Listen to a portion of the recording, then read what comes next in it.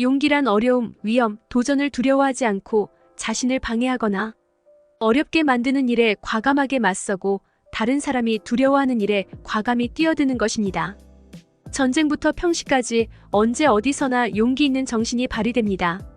운전수 없이 홀로 도로 질주하던 스페인 관광버스 전부 죽기 직전 탱크 운전수 출신 한국인이 오더니 스페인 바르셀로나의 혼잡한 32번 고속도로에 느닷없이 긴 경적 소리가 울립니다. 경적 소리의 범인은 한 대형 관광버스였는데요. 버스 기사는 운전대에 머리를 박고 의식을 잃은 상태이며 그렇게 버스는 혼자서 고속도로를 질주하기 시작합니다. 그런데 이상한 낌새를 눈치챈 어떤 한국인 승객이 충격적인 행동을 했고 결국 얼마 후 버스 안은 눈물바다가 되어버리는데요. 그렇다면 이들에게는 대체 무슨 일이 일어났던 것인지 자세한 내용 살펴보도록 하겠습니다. 스페인 여성의 사연입니다. 안녕하세요. 저는 스페인에서 살고 있는 아구스티나라고 합니다. 제가 초등학교에 들어가기 전까지만 해도 저희 집은 늘 웃음이 끊이질 않았을 정도로 저희 가족은 넉넉하진 않았지만 몹시 화목했는데요. 하지만 엄마가 암에 걸리신 후로 모든 것이 달라지기 시작했습니다.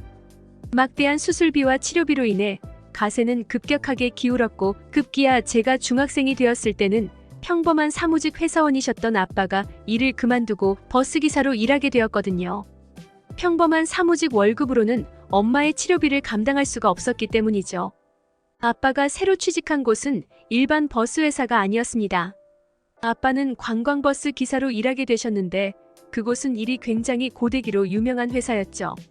돈은 많이 주지만 직원을 소모품처럼 생각하고 직원 배려나 복지는 찾아볼 수도 없으며 가혹한 스케줄로 직원들이 죽어나가든 말든 전혀 상관하지 않는 회사로 스페인 내에서도 무척이나 악명 높았습니다. 나중에 듣기로는 실제로 이 회사는 직원 퇴사율도 높고 폭사당해서 과로로 쓰러진 기사들도 많다고 들었는데요. 하지만 저희 집은 순식간에 가난해졌기 때문에 아빠는 힘든 결정을 내리신 것 같았습니다. 아빠는 기사 일을 잘 버티셨지만 일이 바쁘다 보니 자연스레 가족끼리 있는 시간이 줄어들었는데요. 엄마는 누워만 계셨고 아빠는 일만 하셨거든요.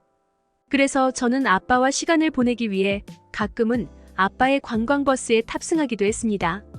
그러다 한 번은 아빠가 한국을 비롯한 동아시아 사람들에게 특히나 인기 있는 코스를 간다고 하셨는데요. 저는 K-팝의 엄청난 팬이었고 한국인과 대화해보고 싶어서 아빠를 따라가게 되었습니다.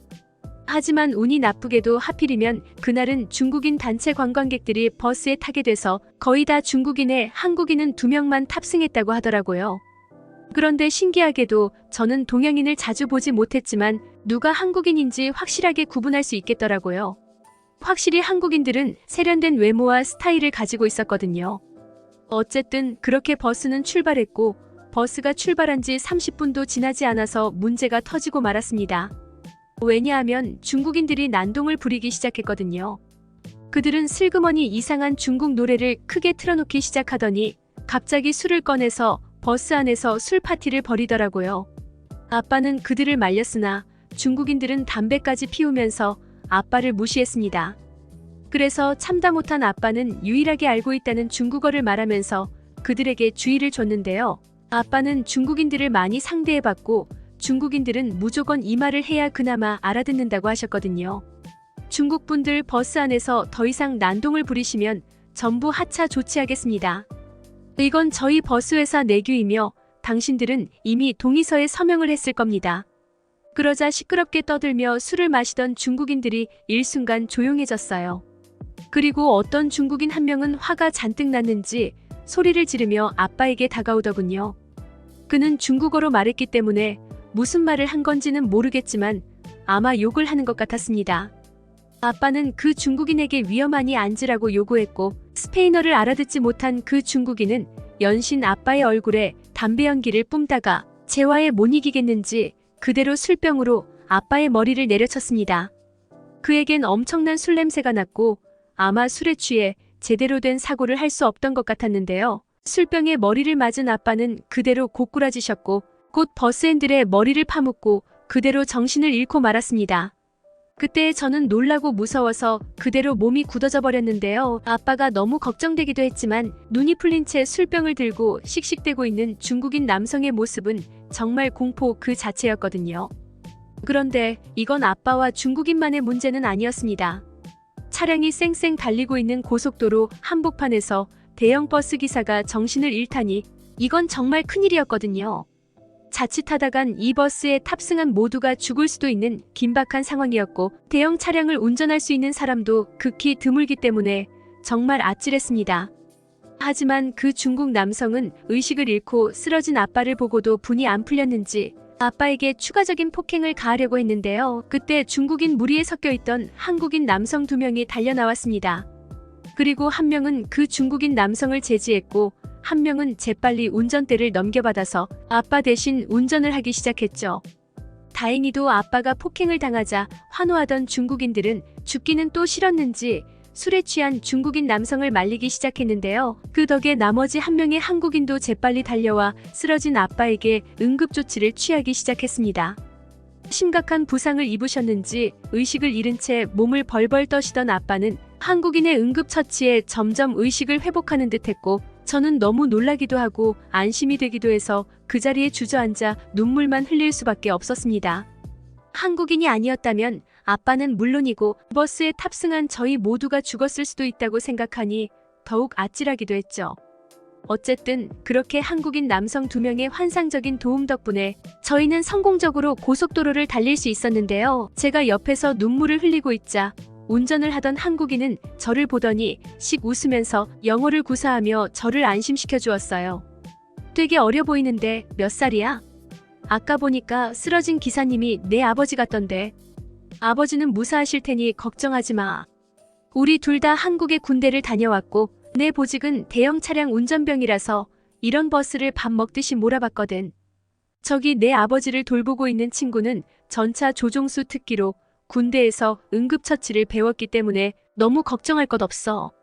아마 그가 훨씬 떨리고 긴장될 텐데도 한국인 남성은 저를 안심시켜주기 위해 부단히 노력했고 제게 가까운 병원을 내비게이션에 찍어달라고 하며 협조를 구했습니다. 그 와중에 영어를 구사할 수 있는 어떤 중국인 가족은 버스 기사가 부상을 당한 건 자신들이 상관할 바가 아니라며 병원 대신 그대로 관광지를 돌자고 요구했으나 버스를 운전하는 한국인은 대꾸할 가치도 없다는 듯 그저 중국인을 무시해버리더군요. 그렇게 저희는 병원에 무사히 도착할 수 있었고 버스 문이 열리자마자 아빠를 폭행한 중국인은 도망가려고 했으나 한국인 남성들은 그를 그냥 내버려두지 않더군요. 한 명은 아버지를 병원에 데려갔고 한 명은 중국인을 잡고 있었거든요. 다행히 경찰서가 근처에 있어서 빠르게 중국인을 인계할 수 있었다고 했습니다. 그리고 아빠와 함께 병원으로 들어갔던 저는 다시 한번 놀랄 수밖에 없었는데 아빠의 상태를 확인한 의사의 반응이 충격적이었거든요. 이 환자분의 응급처치는 대체 누가 한 거죠? 일반인이 이 정도 수준의 응급처치를 할 수 있다는 게 믿어지지 않는군요. 응급처치가 아니었으면 이 환자분은 진작에 사망했을 겁니다. 알고 보니 이 한국인 남성은 기절한 아빠의 혀가 말려 들어가서 기도를 막자 더 이상 혀가 말려 들어가지 않게 아빠의 혀를 펴고 있던 것이었습니다. 한국인이 아니었다면 저희 아빠는 기도가 막혀 영영 깨어날 수 없을 뻔한 것이었죠. 그러나 최악은 피했지만 아직 문제는 남아 있었는데요. 아빠가 쓰러지셨기 때문에 버스를 운전할 사람이 없었기 때문입니다. 아빠는 의식이 완전히 돌아오지는 않으셔서 정신을 못 차리는 와중에도 회사에 전화를 걸어 자신의 상황을 설명하기 시작했는데요. 하지만 휴대폰 사이로 들려오는 담당자의 말로는 무슨 일이 있더라도 무조건 운전을 마치라며 아파도 운전을 마친 다음 쉬라고 하는 것 같더군요. 안 그러면 해고를 시킨다며 말이죠. 역시 악명 높은 버스 회사다웠습니다. 그러자 아빠는 정신을 못 차리시면서도 자꾸 침대에서 일어나려고 하셨는데요. 의사와 간호사들은 전부 아빠를 말리며 지금 운전대를 잡으면 다 죽는다고 했지만 아빠는 단호했습니다. 이 일자리를 잃게 되면 저희 가족은 전부 굶어 죽을 거예요. 제가 정신을 똑바로 차린다면 충분히 운전을 할 수 있을 겁니다. 그러자 이를 지켜보고 있던 한국인이 나서기 시작했습니다. 저는 한국 군대에서 버스 운전병으로 근무했고 이때의 경험으로 대형 면허를 취득했죠. 또한 제 친구는 한국의 전차 조종수 출신으로 웬만한 차량은 저보다도 잘 다룹니다. 한국과 스페인은 국제운전면허 협정을 맺었고 저희는 렌터카 여행을 위해 면허증도 발급받아놨으니 아마 저희가 운전을 대신해 줄 수 있을 것 같네요. 저희는 몹시 당황했으나 한국인들의 도움 외엔 뾰족한 수가 없었습니다. 아빠의 상태를 확인하러 온 경찰도 면허증만 있다면 큰 문제가 없을 것 같다고 말했고 여기에 대형 운전면허가 있는 사람은 아무도 없어서 큰 문제가 있어도 별다른 수가 없을 것 같다며 한국인에게 운전을 부탁하더라고요.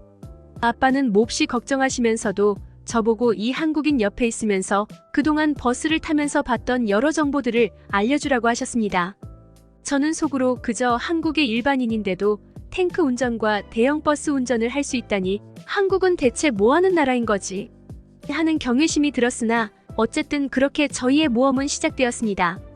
버스를 운전하게 된 한국인은 제게 시종일관 말을 걸며 여유롭게 코스를 돌았으며 운전 실력은 또 어찌나 뛰어나던지 차량 흔들림도 전혀 없어서 그렇게나 시끄럽게 떠들던 중국인들은 전부 골아떨어졌습니다.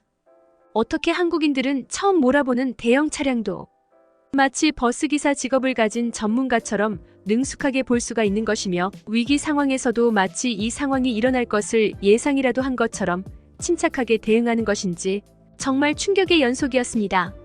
K-팝을 좋아했던 제게 이전까지의 한국은 그저 로망 수준에서 그쳤다면 이제 한국은 제게 있어 신처럼 느껴졌어요. 그들은 너무도 여유있게 코스 완주를 마무리했고 결국 이 한국인 영웅들 덕에 아빠는 목숨도 구할 수 있었고 일자리도 유지할 수 있었습니다. 저와 아빠는 이 한국인들에게 너무나도 고마웠습니다. 그래서 성의를 표하기 위해 한국인들에게 연락을 취하려고 했죠. 하지만 한국인 남성들은 자신들의 일을 마치자 순식간에 사라져버렸습니다.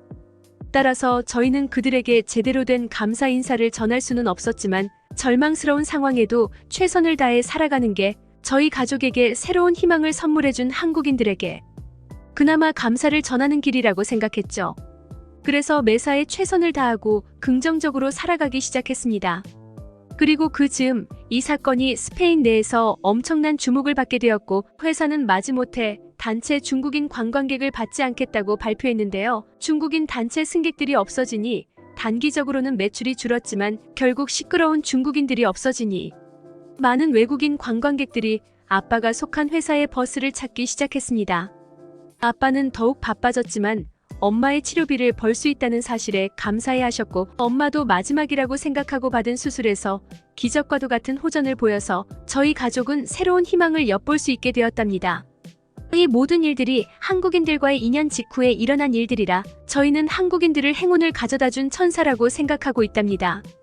이 외국인의 글은 여기까지입니다. 한국인들 덕분에 희망을 되찾은 스페인 가족의 사연이었습니다. 정말 감동입니다. 한국인인 것이 자랑스럽고 해외에 나가게 되면 한국인의 품위를 지키기 위해 노력할 것입니다.